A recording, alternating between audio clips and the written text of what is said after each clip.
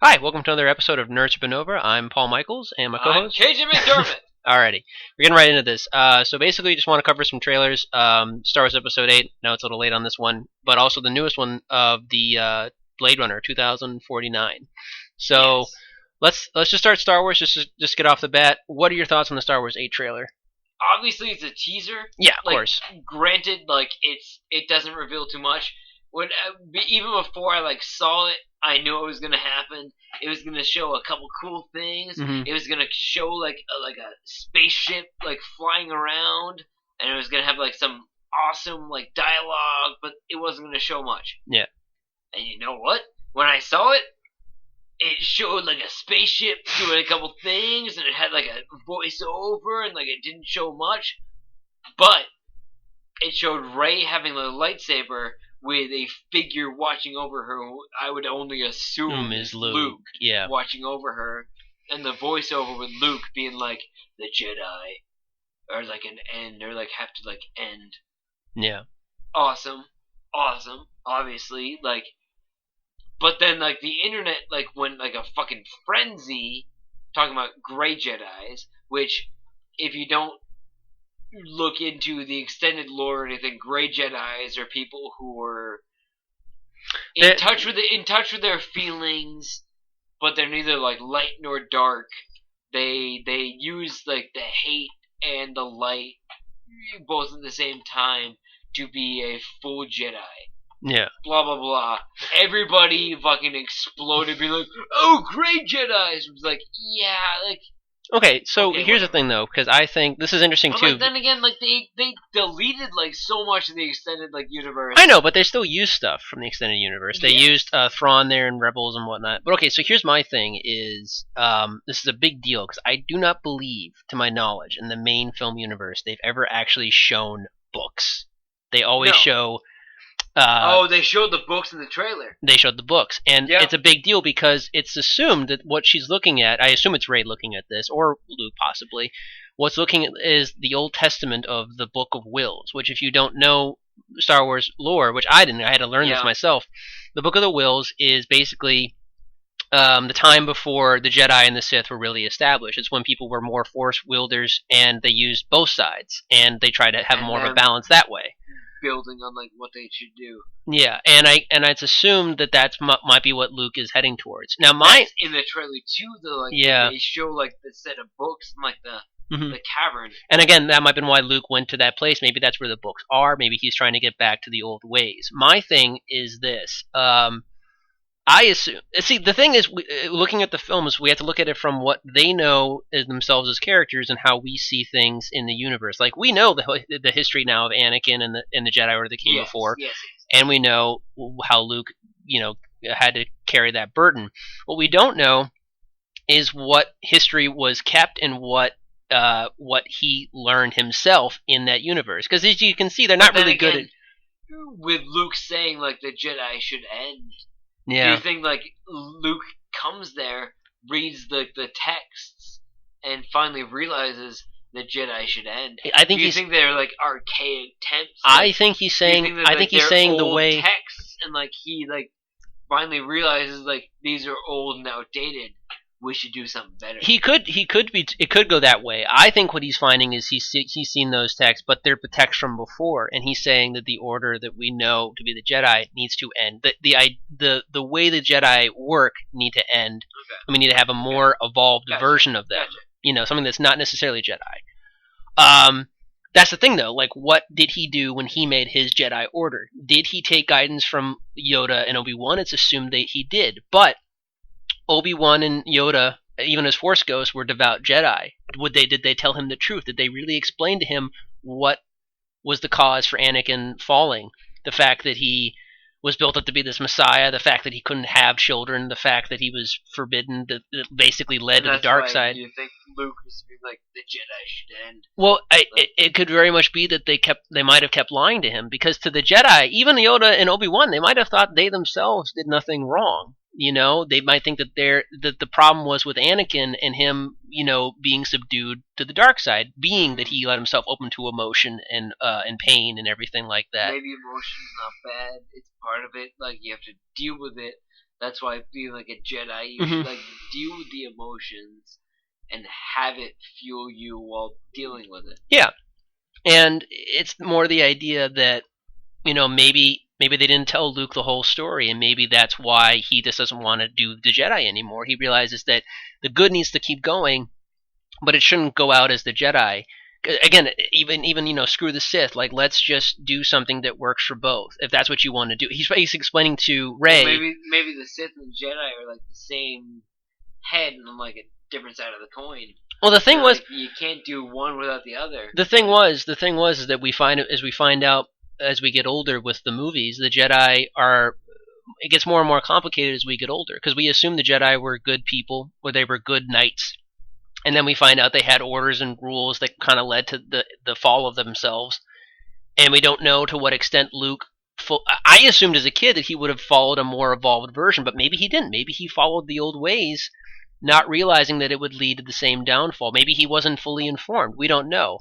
But he's seeing the way it used to be. From what I know, from what my friends have told me who know the mythology, is that basically it was much more organic. There wasn't really two orders. It was more just, you can use good, you can use bad. It's your choice which way you want to go down. Maybe it led to there being too many Sith, so the Jedi came about because of that and tried to destroy the Sith, and that's what led to the current state of things. Anyways, yeah, there's a lot of speculation, but it's a lot of like up to interpretation. Yeah, but I like it. I like it because it makes me think. It makes you excited for the next movie. I will say this: that's the whole point of like a teaser trailer. It makes you excited for the next movie. It makes you think about it. I will say this: the first teaser of The Force Awakens did not make me excited. I was excited seeing. This one did. Yeah, this one actually did. This one makes you want to go and see it. Yeah, I was not. It makes me want to go and see it. It makes Star Wars. Pretty much everybody who like is a Star Wars fan want to go and see it. Yeah. Did you like the poster that they had too? Oh, the poster's great too. Oh, the poster was pretty sweet. Yeah. But yeah, I'm interested just as far as what they're going to go with it. I like the idea of it going in that in between and evolving. That's what I want them to do. That's what I wanted to take new chances in doing that. So I like that. Okay. We pretty much repeated everything else everyone else said on the internet, but let's talk about Blade Runner 2049. They released a new actual full length trailer. The new Blade Runner. Blade Runner is like one of those movies that like I've loved forever, and it's so much been like one of those like under the radars movies. Like a lot of people like unless you like know it, like it's a very huge cult film. It's a weird movie that like a lot of people like don't like. But as sci-fi goes, I like it.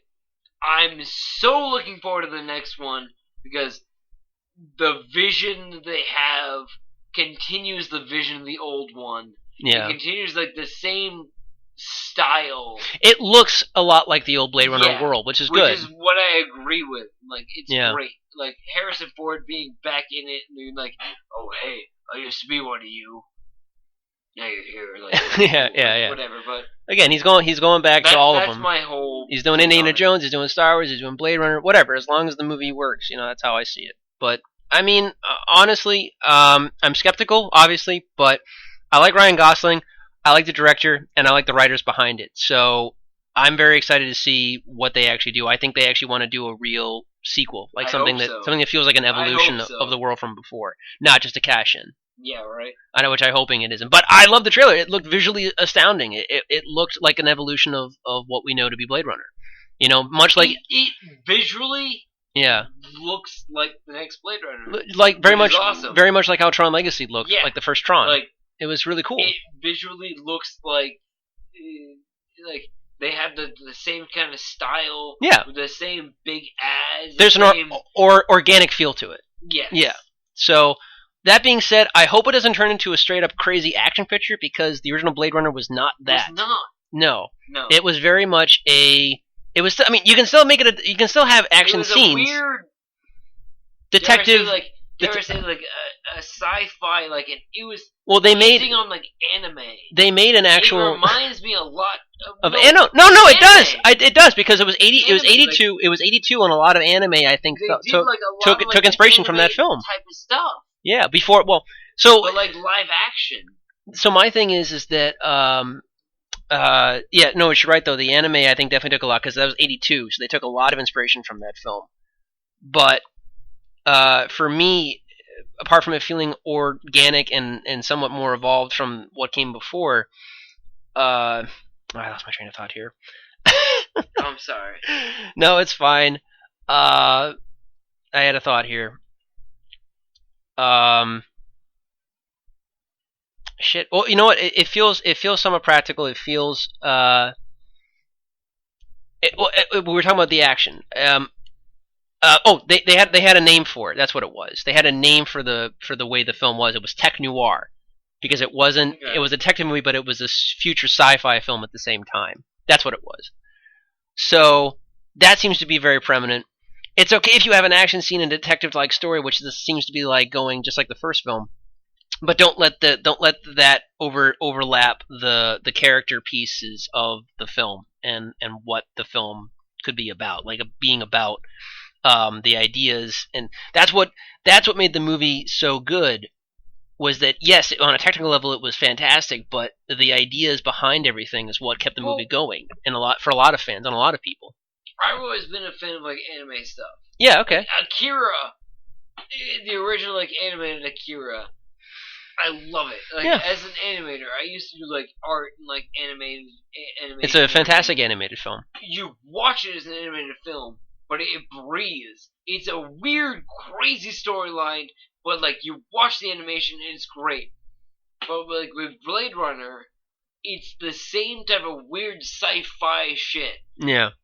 But like I could see that working as an anime. So when you watch it and you're like, both of them could totally translate. Now, but I mean, like, you know, you have like say like the new live action, you know, Ghost in the Shell. From what I saw of those trailers, I did not watch. No. But hear me out. So they perfected the look, right? So, but everyone I talked to, like, the movie's okay. It's not as deep as the original film was. You know, like, that's what I'm saying is keep it deep, keep the character, and you can have it look great. You can have it look even like the anime or even like what the original Blade Runner was like, but keep it true to the heart of what Blade Runner is. You know, that's what I'm saying. Okay, sorry. You have any other thoughts about anime as far as Blade Runner goes? I mean, there's huge anime or Blade Runner. I mean, many. Blade Runner was not anime. No. I'm saying the influence of how it. The influence is like obviously there. Like I don't know the director personally, but like obviously like the whole thing seems anime to me. But much more realistic and like live action. But I'm excited for that whole lore with the robots and the androids. Oh, they're called replicants. Replicants. Yeah. They're called replicants. And that whole series of it where there was a whole entire thing when like the first movie ended where Harrison Ford was a replicant. Well, so it changes. It was hinted at. Vague. There's many differences like, because of all the different cuts. He steals away like the woman that like he steals away with. Yeah. Obviously a replicant. Yeah. Well, you don't know if like the Blade Runner is a replicant or not. Yeah. I'm more like curious about now he's aged. But replicants. I think replicants were originally made to only have like a end date. So I'm worried. I'm curious about what they're gonna do with it. So I want to talk about this because Blade Runner. So there's obviously many different cuts. The two cuts I only go to are the theatrical and the final, because theatrical was the theatrical and the final cut was more or less what Ridley Scott was really involved with, what he wanted to do. I think the replicant thing is more hinted in the final cut, but it's been said by many of them that they believe Descartes to be human. But still, the fact that he questions that is a good idea. This is my thing. I think it's fine if they just make him human. He doesn't have to be a replicant. But this is the big thing they should really tackle, is because it was already at a high point when the first movie ended. So now it's 30 years later in a technology-based world. Mm-hmm. So I can only imagine. But then again, imagine if he was a replicant who didn't have an age to decompose. That's an interesting idea. And he actually was a replicant who was made to age because he was a Blade Runner. Yeah. Because they wanted to keep using him. or to make sure that he's make sure he kept hunting them down. Yeah, or be trapped in his illusion too. Yeah, the other replicants had like an age to where they would like fail out, but like he was like a police officer. He was a Blade Runner. So therefore, they didn't do that to him. There's some because theories. They just wanted to keep using him. There's some theories that his partner, so to speak, is the guy doing like the origami. Yeah, he doesn't like him because he was older ones. He kept giving him hints like or that you might. Well, he was making a like some of his dialogue where he was. But then again, who does? But he was making it. I think. There's a theory that he might have been that Harrison Ford was a replacement for him because he injured himself, and so they gave him a partner. It's all up to conjecture. Like it's all over the place on different things. Yeah. Now, however, though, but I'm saying all I'm saying is it'll be interesting to see where they go with the next movie. I agree with you. I do want to. All of it is just like theory I know. At this point. I just want to make a point though too, because they do make a point. Both Ridley and Harrison Ford, the way they interpreted the character originally, was the whole point of the idea was that he's becoming more robotic as a person, killing them one by one, whereas the robots are getting more and more human because they're wanting to survive. Right. So that was one of the main points of the original movie. Until they start like sticking like nails through their hands. Well, yeah, but they got to do what you got to do.